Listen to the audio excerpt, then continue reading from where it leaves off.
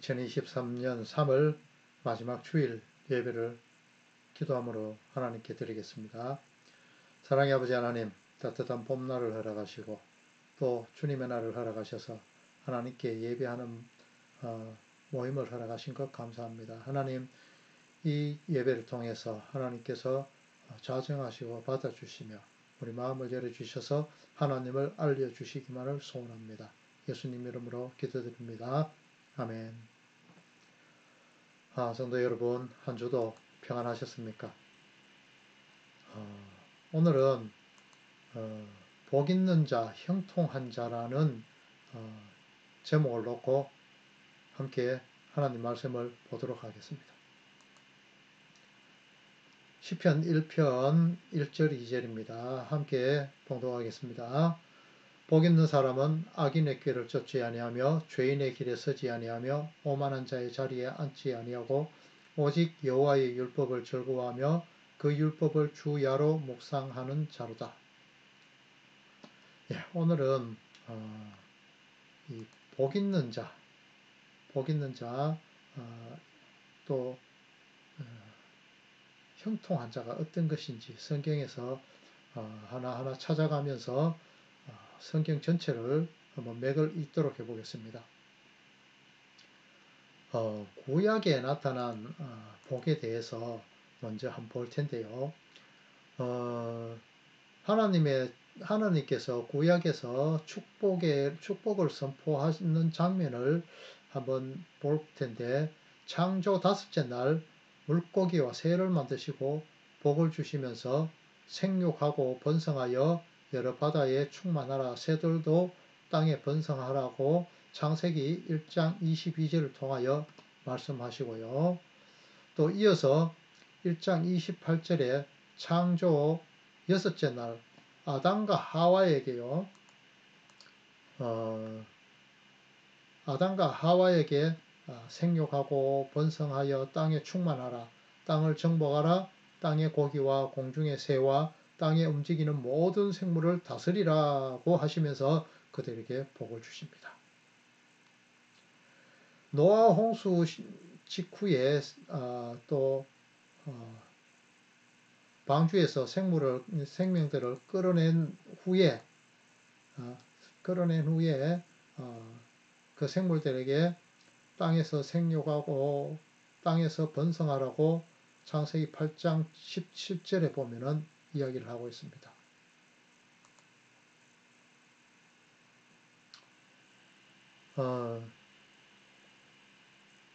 이어서 노아의 아들들과 노아에게 9장 1절을 통해 가지고 생육하고 번성하여 땅에 충만하라, 모든 산동물이 사람을 무서워하게 된다, 이렇게 하시면서 복을 주십니다. 또 그때 이제 비로소 처음에 이제 동물이 무서워하게 된다고 이렇게 이야기하면서 이때 하나님이 사람에게 육식을 처음 허락을 합니다. 창조 처음에는 채식만 허락했습니다. 창세기 9장 7절을 통해서 짐승을 피째 먹으면 그 피를 흘린 자에게서 피를 찾겠다고 하시면서 생육하고 번성하여 땅에 편만하여 그 중에서 번성하라고 또 축복하십니다. 이후에 창세기 28장을 통하여서 또 이삭에게 또 한번 이삭의 아들 야곱이 그 외삼촌 라반의 딸들 중에서 아내를 취할 것을 명하고 전능하신 하나님이 네게 복을 주어서 너로 생육하고 번성케 하사 너로 여러 민족을 이루게 하고 또 아브라함에게 허락한 복을 야곱에게 주실 것이며 가나안 땅을 유업으로 받도록 축복을 하십니다. 이렇게 아담, 노아, 아브라함, 야곱으로 이어져 그 결실로 12아들로 인해서 12지파가 나타나게 되는 것이 성경에 나타납니다. 대가 끊어지면 복이신 예수님이 오실 통로가 끊어지게 되는 것입니다. 그래서 생육하고 번성하고 땅에 충만하라라고 수차례 강조하며 기록된 것입니다. 이스라엘 간수 중에는 형사 취수제라는 것이 있습니다. 형이 대를 잇지 못하고 죽으면 동생이 그 형수를 취해서 형의 후손을 이어야 하는 의무를 가지게 되는 그런 제도입니다. 유다의 가계의 장자인 엘이 하나님 보시기에 악해서 하나님이 죽이시고 그 아내인 다말을 동생인 오난한테 들게 되는데요. 이때 오난이 그 씨가 자기 것이 되지 않을 것을 알고 땅에다 설정을 하고 맙니다. 이 일로 하나님은 그가 악하다고 말하고 그를 죽이게 됩니다. 이 부분이 왜 이렇게까지 성경에서 하나님이 악하다고 그렇게 죽이시기까지 하는지 궁금하진 않으십니까? 바로 야곱의 예언을 통해 하나님께서 유다의 후손을 통해서 구원자이신 예수님이 오실 것을 예언하셨는데 오나는 그 오심을 막는 결과를 초래한 것입니다. 그래서 하나님은 그를 악하다 하시고 죽이시는 겁니다. 사단의 행위라는 것이죠. 그 후에 대가 끊어질 위기들이 장자들의 죄로 인해서 수차례 위기를 맞지만 하나님은 하나님의 열심으로 그것을 고집스럽게 이어가십니다. 내 백성을 구원하기 위해서 말이죠. 야곱의 아들 중에서 장자인 그 시몬은 로벤이죠. 로벤은 아버지의 침상을 더럽힌 까닭 때문에 장자의 명분을 잃게 됩니다. 또 그 밑에 시몬과 레이는 하몰의 아들 세겜에게 자기 여동생 디나가 강간을 당하자 하나님의 언약의 표징인 할례를 이용해 가지고 그들을 죽이는 그런 잔해하는 칼이 됨으로써 이로 인해서 나중에 되면은 이스라엘 중에서 흩어지리라고 창세기 49장 7절을 통해서 야곱이 예언을 하게 됩니다. 민수기 19장 9절을 보면요. 시몬 자손이 이 기업은 유다 자손의 기업 중에 취하였으니 이는 유다 자손의 분깃이 자기들에게 너무 많으므로 시몬의 자손이 자기의 유업을 그들의 기업 중에서 얻음이었더라 이렇게 기록됩니다. 민수기 1장에 보면요. 1차 인구조사에 대한 내용이 나옵니다. 출애굽 때요. 그때 시몬 지파는 59,300명으로 나타나서 타지파와 비슷합니다. 그런데 민수기 26장의 2차 인구조사 때는 22,200명으로 타지파에 비해서 현저히 줄어듭니다. 이것은 민수기 25장에 나오는 바알볼 사건으로 인해 가지고 시몬 지파의 족장 중 하나인 시므리가 이방 여인 미디안과 음행을 함으로 인해 가지고 이에 가담한 모든 사람들이 연병으로 인해서 많이 죽게 되어서 그로 인한 결과로 나타난 이는 감소입니다. 당시 아론의 증손인 비느하스가 시므리와 미디안 수르의 딸 고스비가 음행을 하는 것을 하나님의 질투하심으로 질투하여서 그들을 죽임으로 하나님으로부터 영원한 제사장의 직분을 취하게 됩니다. 한편 유다 지파의 지경 내에 거주하게 된 시몬 지파는 점차 유다 지파에 융화되어 가고 이게 보면 사사기 1장 3절부터 19절까지 그 다음에 여호수아 21장 9절에 나옵니다. 역대상 4장을 보면은 히스기야 왕 때에 유다 지파 경내에 여러 곳에 분산하여 거주하게 되는 것이 나옵니다. 여호수아 21장을 보면은 레위 지파 역시 각 지파에서 흩어져 살면서 분깃으로 나누어지는 땅은 없게 됩니다. 이로써 야곱의 아들들에게 예언한 그 예언대로 성취되어져 가는 것입니다. 아니 성취되었습니다. 신약 시대로 와서 보면은 누가복음 2장 25절을 보면은 유다 지파의 자손으로 나오는 예수님을 만나는 시몬이라는 사람에 대해서 기록하고 있습니다. 유다 지파에 매여 흩어져 살던 야곱의 그 예언에서 유다 지파의 최종 승계자 완성자로 나타나는 예수님으로 인하여 평안이 노임을 받고 그의 눈으로 구원을 보게 되었다고 고백하고 그 생을 마감하는 그 시몬에 대해서 나타나게 되는 겁니다. 생육하고 번성하고 땅을 다스리라는 축복의 결과로 예수 그리스도를 주시고 그로 말미암아 그에게 매여있던 수많은 생명들이 시몬 지파가 되어서 유다 지파의 자손 예수님으로 인하여 복을 받아 율법으로부터 노임을 받게 되는 것이 바로 복인 것입니다. 이 축복의 통로로 이어지는 하나님의 사람들의 그 삶들은 성경에 이 형통한 자라고 이렇게 기록하는 것이 많이 있습니다. 창세기 29장에 보면요. 여호와께서 요셉과 함께 하심으로 그가 형통한 자가 되어 그 주인 애굽 사람의 집에 있으니 이렇게 기록을 하고 있습니다. 여러분, 이 성인도 되기 전에요. 그 강제적으로 형들에 의해서 부모를 떠나서 타의에 의해 갖고 타국에 가서 종이 되었다가 대상들의 종이 되었다가 다시 보디발의 그 보디발 장군의 그 집안 그 종이 되었다 종이 된 그 상황을 갖다가 형통했다요. 왜 이렇게 성경에서 굳이 이것을 갖다가 형통이라 이야기할까요? 그는 모함을 당했고 옥에 갇히기까지 하고 술 맡은 간원장과 떡 굽는 간원에게 친절을 베풀었지만 그들한테도 배신을 당하고 맙니다. 이것이 과연 우리가 아는 그런 형통한 삶과 복된 삶과 같다고 느껴지는가요?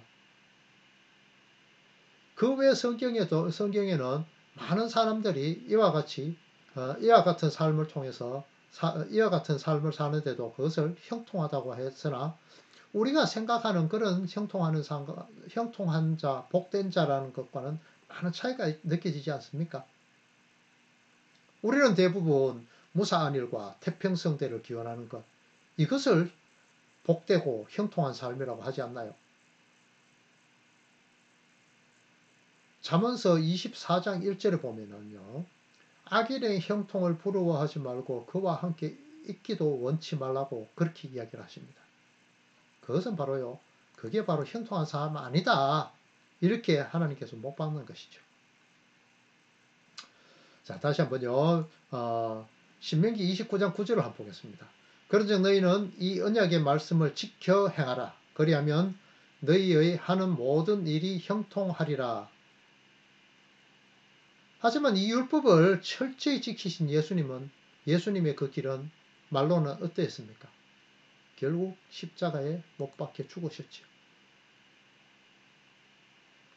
나 스스로 율법을 잘 지키고 내 자리를 잘 보존하고 있는데 네가 뭔데 끼들어갖고 죽탕을 만들어 버리나? 이렇게 하는 거죠.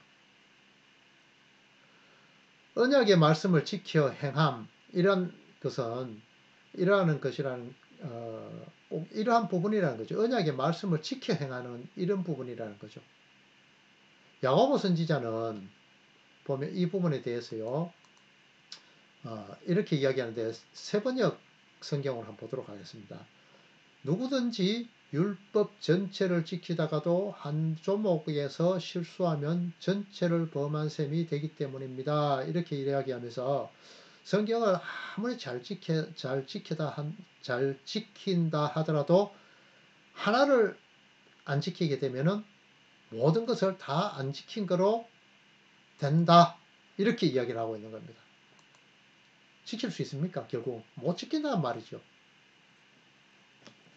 아벨, 야곱, 요셉이 장자가 아닌 차자의 삶을 살고 있었습니다. 예수님도 어찌 보면 차자로 이 땅에 오셨습니다. 장자는 율법이라는 것이죠. 그들의 삶은 들에서 돌로 맞아 죽고 나그네의 삶으로 인해서 험악한 세월 130년을 살고 형들에게 미움을 받아 어린 나이에 대상의 종으로 보디발 집에 종으로 살면서 하나님만을 바라보는 그런 것을 그런 삶을 살았다는 것입니다. 그 험난한 세월을 살아온 그들에게 하나님은 형통한 삶이라고 말씀하십니다. 무슨 뜻일까요? 바로 하나님의 뜻이 이루어지는 축복의 그 통로의 삶을 살았다는 의미입니다. 중세에 보면요, 카타콤에서 사자의 밥이 되고 기름솥에 튀겨 죽음을 당하고 로마 시내를 밝히는 가로등이 되어서 불에 타 죽음을 당하는 그들의 삶이 형통한 삶이라는 것입니다. 그들은 하나님께서 정하신 그 모든 뜻들을 형통이라는 사실을 믿는 믿음으로 가지고 하나님이 계신 것과 하나님의 뜻을 찾는 자들에게 상 주시는 이심을 믿음으로 하나님을 기쁘시게 한 겁니다. 히브리서 11장에 나오죠.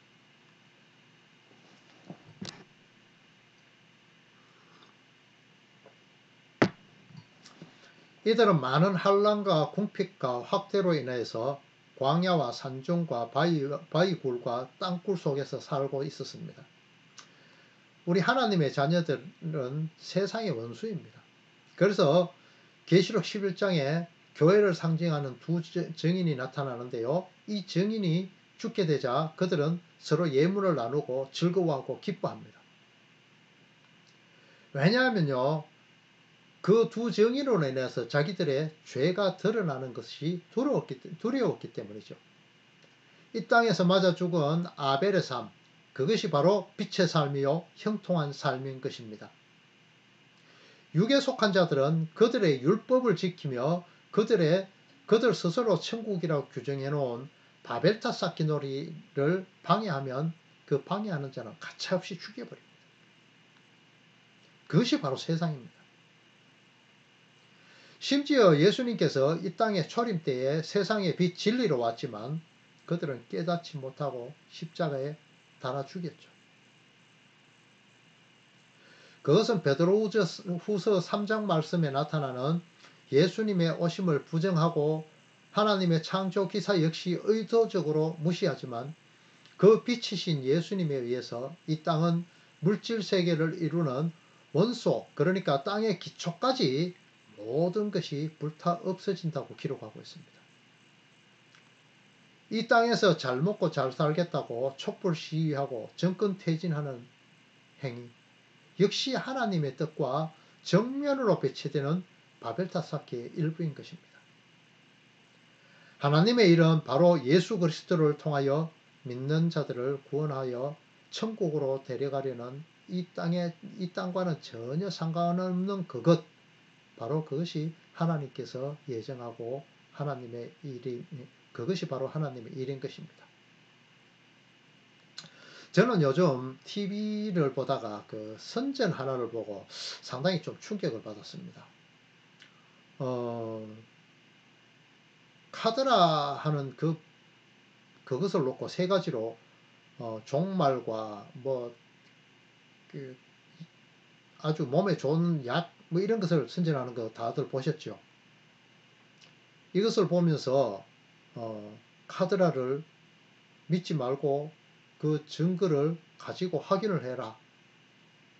이런 형태의 내용을 가지고 이야기하고 있더라고요. 그런데요, 물론 이건 맞습니다. 이렇게 출처를 확인하고 근거를 확인해서 맞나 안 맞나를 확인을 해야 되는데요. 방송에 이런 것을 나타내는 이면 부분을 한번 보게 되었습니다. 이 땅의 창조주는 하나님이시다. 예수님은 곧 심판의 왕으로 재림하신다는 내용을 기독교가 선포할 때 세상 사람들은 이런 내용을 근거 없는 것이라고 말하겠죠. 사단은 이런 부분까지를 염두에 대고 가스라이팅 하는 거 아닌가 하는 그런 생각이 들더라고요. 이러한 다른 것을 이용해서 모든 사람들의 눈을 살짝 돌려서 성도들의 거룩을 회방하는 수작이 끝없이 이어지는 것 아닌가, 거기에 포함되는 것이 아닌가, 이렇게 생각해 보았습니다. 성도는요, 이렇게 날마다 스스로를 돌아보고 그 영적인 건강함을 지키기 위해서 날마다 노력하며 또 회개하는 삶을 늘 살아야 됩니다. 이 회개에 대해서 이야기하면요, 어떤 것이 회개인지 좀 이렇게 헷갈려하는 분들도 있는 것 같더라고요. 여러분, 저 구원파라는 것 아시죠? 구원파에서는 구원을 받은 자는 이미 영이 구원을 받았으니까 육체적으로 죄를 지어도 죄 짓는 것이 아니라고 그렇게 이야기합니다. 과연 성경도 그렇게 이야기할까요? 요한일서 1장 8절 9절을 보면요, 인간은 죄가 있고 죄를 자백하면 깨끗하게 하실 것이라고 그렇게 기록을 하고 있습니다. 사도 바울은 로마서 1장 23절 24절에서 내 안에서 늘 두 법이 싸우고 있다고 합니다. 육신의 정욕에 따른 율법과 영의 소욕을 따른 성령의 법을 말하는 것이죠. 성도 여러분, 역시 매 순간이 이 싸움의 연속이 아닌가요? 많이 져서 문제지만요, 날마다 실패하죠. 그런데요, 그래도 우리는 뻔뻔하게 하나님 앞에 다시 서야 됩니다. 고린도전서 9장 27절을 보면요, 사도 바울은 자기 몸을 쳐서 늘 복종케 하는 삶을 산다고 그렇게 기록을 합니다. 바로 이런 삶을 사는 데까지 우리는 이르러야 됩니다. 우리는 이 세상에서 죄 가운데 태어났고 죄 속에서 삽니다. 절대로 우리는 이곳에서 죄에서 벗어나 살 수 없는 상태입니다. 우리가 죽을 때까지 말이죠. 그래서 우리는 회개의 삶, 즉 방향을 다시 잡아서 사는 그 삶을 살아야 되는 것입니다. 하나님은 택한 백성을 사람의 매와 인생의 채찍으로 징계하시고, 결국은 하나님은 우리의 아버지가 되시고 우리는 그의 아들이 되도록, 천국에 합당한 백성이 되도록 다듬어 내시고야 마시는 하나님의 열심을 우리는 의지하고 살아야 되고, 그분은 꼭 그렇게 하시고야 말 겁니다. 참된 성도는요, 교회에서 말씀을 들을 때요, 역시 다른 모습을 보입니다.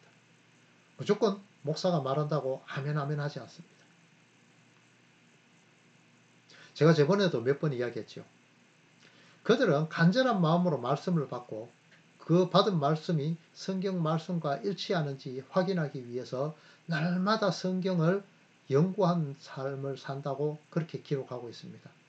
우리는 이 삶을 살아야 됩니다. 대부분 성도나 사람들은 이런 말들을 하는 것을 종종 봅니다. 우리는 시간이 없어서 성경을 못 보니까 목사들이 성경을 연구해서 가르쳐야 된다고 그렇게 말을 하고 있더라고요. 일견은 맞는 말입니다. 하지만요, 이 부분요, 잘 생각해 보셔야 됩니다. 이렇게 신앙생활 하다가 잘못된 것으로 대표되는 곳이 바로 지금 넷플릭스에서 핫한 나는 신이다에 등장하는 만민교회 아닌가 싶습니다. 여러분 보셨죠?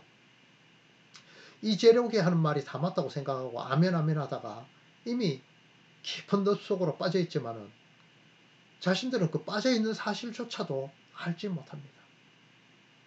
이미 영적인 소경이 되어버린 겁니다. 후에 나중에요, 우리가 천국 문 앞에 이르러서 예수님을 만났습니다. 그런데요, 그 예수님이 나는 너를 알지 못한다, 불법을 행하는 자들아 내게서 떠나가라, 이렇게 하시면 어떻게 하실 건가요? 마태복음 7장 22절을 보면요, 우리가 한번 눈여겨봐야 되는 말씀입니다. 그날에 많은 사람들이 나더러 이르되 주여 주여 우리가 주의 이름으로 선지자 노릇하며 주의 이름으로 귀신을 쫓아내며 주의 이름으로 많은 권능을 행하지 아니하였나이까 하리니, 이렇게 이야기합니다. 보이시죠? 이들 역시 예수님의 이름으로 선지자, 즉 목사 노릇도 하고 귀신도 쫓아내고 권능도 행했다고 합니다. 그런데요, 예수님은 그들을 불법을 행하는 자들이라고 책망을 합니다. 그들을 전혀 모르는 자라고 이야기합니다. 말씀이 전제되지 않은 그 모든 행위는 헛것이라는 것이죠. 구원의 문인 예수님을 통하지 않는 모든 행위는 모래 위에 지은 집이라는 것입니다. 이제 하나님의 말씀을 들을 때 회개하는 마음을 가지셔야 합니다. 마음이 찔리고 아프셔야 됩니다. 히브리서 4장 12절의 말씀을 한번 보도록 하겠습니다. 하나님의 말씀은 살아있고 활력이 있어 좌우의 날이선 어떤 검보다 예리하여 혼과 영과 관절과 골수를 찔러 쪼개기까지 하며 또 마음의 생각과 뜻을 판단하나니. 또 계시록 1장 16절을 보겠습니다. 그의 오른손에 7별이 있고 그의 입에서 좌우의 날선 검이 나오고 그 얼굴은 해가 힘있게 비치는 것과 같더라. 이렇게 기록됩니다.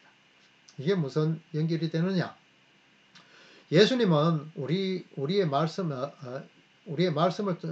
말씀을 통해서 우리의 마음을 찔러 쪼개고 천국 백성으로 만들기 위해서 좌우의 날선 검을 가지고 우리가 아파하더라도 우리의 죄 덩어리를 잘라내셔서 우리가 천국에 있을 곳, 즉 우리의 영을 새롭게 하는 그 작업으로 항상 우리의 처소를 예비하신다는 겁니다. 예수님이 날선 검을 가지고 우리의 그 죄된 것을 잘라내시기 위해서 나오는 것이 계시록 1장 16절에 나오는 그 말씀인 겁니다. 우리아의 아내 바세바를 범한 다윗이 나단 선지자의 지적을 받고 바로 회개하는 그 하나님의 도우심을 바라는 다윗의 모습처럼 우리는 스스로 죄지음으로 인해서 내가 죄를 지었으니까 하나님을 뵐 면목이 없네, 두렵다, 이런 마음으로 아담과 하와처럼 세상으로 숨지 마시고 마태복음 8장의 실패투성인 베드로가 뻔뻔하게 예수님 앞에 나가는 것처럼 우리는 죄로 인해서 우리에게 고소장을 내미는 사단의 술수에 속지 말고 우리에게는 이미 면죄부인 예수 그리스도의 보혈이 있음을 믿고 예수님께 면목 없이 바짝 엎드려야 할 것입니다. 이 엎드리는 행위가 바로 회개이며 죄사함의 길인 것입니다. 성도는 이 회개하는 삶을 살아야 합니다. 우리의 죄는 인본주의인 것입니다. 내가 무엇을 해야 하며 내 힘으로 무엇을 해야 하는 것이 바로 세상의 바벨탑 쌓기 놀이인 것입니다. 내 열심으로 무엇을 하려 하는 시도 내려놓으십시오. 구원 역시 하나님의 열심으로 이루어지는 것이며 우리는 그저 구원을 얻게 되는 것입니다. 우리의 노력은 아무것도 아닙니다. 먼지입니다. 없음입니다. 그렇다고 노력을 안 해도 된다는 것은 아닙니다. 저번에 말씀드렸죠. 하지 않아도 되겠네 하는 안 하는 것이 바로 행위가 되어서 하나님은 심판하십니다. 우리가 내어놓는 것은 다 죄투성입니다. 그래서 예수님은 마태복음 15장 11절을 통해서 입에 들어가는 것이 사람을 더럽게 하는 것이 아니라 입에서 나오는 것이 사람을 더럽게 하는 것이라고 말씀하셨습니다. 당시 유대 율법주의자들은 장로들의 유전으로 이미 변형되어 버린 율법 수호에 여념이 없었지만 예수님은 일부러 그들을 하나하나 그들이 지키던 그 율법을 하나하나 깨부수어 갑니다. 안식일에 손마름 자를 치료하고 세리와 같이 부정한 자로 규정된 그들과 함께하고 또 지금으로 말하면 창녀지요. 그들과 같이 동행하고 유대인들이 개처럼 취급하는 사마리아 여인과 함께하는 등 그런 모든 인본주의적 행함에 치중된 율법주의를 완전히 박살내버리시고 심지어는 그 안식일조차도 무시해버리는 그런 모습들을 보여주십니다. 의도적으로요. 골로새서 2장 16절을 보도록 하겠습니다. 그러므로 먹고 마시는 것과 절기나 초하루나 안식일을 이유로 누구든지 너희를 비판하지 못하게 하라. 이것들은 장래일의 그림자이나 몸은 그리스도의 것이니라. 이렇게 이야기하죠. 구약과 신약의 모든 가리키는 표지판의 종착역은 바로 예수 그리스도입니다. 에덴 동산, 성막, 지성소, 휘장, 언약궤, 월삭, 안식일, 안식년, 휘년 이런 거 모든 것 말입니다. 심지어는 아브라함, 요셉, 다윗, 에스겔, 호세아 등등 이러한 예수님의 가르침을 받아서 우리는 내가 늘 가는 인본주의적인 사고에서 돌이키는 바울이 로마서 7장 24절에서 말하는 죄의 법으로 사로잡혀 오는 것을 보듯이 그 성령의 법에 사로잡힌 자로 돌아가고자 하는 회개의 삶, 회개의 기도가 꼭 필요한 것입니다. 기도란 것은 내 뜻을 이루기 위한 기도가 아니라 나를 통해서 하나님의 뜻이 나타나기를 구하는 것이 진정한 기도요. 또한 이런 것이 바로 성도의 삶인 것입니다. 그것이 바로 축복의 통로가 되는 길이며 천국에 속하는 백성, 즉 하나님이 내 아버지가 되고 내가 하나님의 아들이 되는 그 길인 것입니다. 사단은 이렇게 해도 안 될 때의 마지막 수단으로 사망이라는 긴 잠금을 들고 나타나죠. 하지만 이 사망은 하나님의 나라로 가는 관문입니다. 축복인 것입니다. 사단은 이것을 두려움, 공포로 인간을 세뇌시키고 있죠. 두려움을 떨치고 회개하는 삶으로 복 대신 예수님을 의지하고 천국을 향하는 성도들이 다 되시기를 예수 그리스도 이름으로 축원합니다. 마지막으로 제가 얼마 전에 유행하던 그 백세 인생이라는 노래 여러분들 다 아시죠? 이것을 들으면서 제가 한번 제가 한 소절만을 제가 바꿔서 한번 불러보는 그런 것을 즐겨해 봤습니다. 그 가사가 이렇더라고요. 60세의 저 세상에서 날 데리러 오거든 아직은 젊어서 못 간다고 전해라 이러죠. 그런데요 저는요 이렇게 바꿔 불러봤습니다. 60세의 저 세상에서 날 데리러 오거든 할렐루야 감사하며 춤을 추며 갑니다. 이 안은 필요 없죠. 이미 천국인데요. 여러분 한 주도 예수님의 이름 의지하시고 회개하는 삶을 사시면서 우리가 축복의 통로임을 복된 삶을 사는 자임을 잊지 마시고 그런 승리하는 삶을 사시기를 예수 그리스도 이름으로 축원합니다. 다 함께 기도하겠습니다. 사랑의 아버지 하나님, 하나님께서 오늘도 하나님의 말씀을 주시고 하나님의 사람으로 불러주시며 아버지 하나님 죄로 인하여서 우리가 감히 하나님의 품으로 갈 수가 없음에도 불구하고 하나님께서 모든 것을 사해 주셔서 우리의 삶이 복된 삶으로 또한 아버지의 형통한 삶으로 살도록 허락하신 것 감사합니다. 우리가 이 형통한 삶과 복된 삶이 이제 어떤 것인지를 알았으니 이제 이 길로 잘 나갈 수 있도록 우리 주님 복의 복을 더해 주시옵소서. 예수님 이름으로 기도 올립니다. 아멘.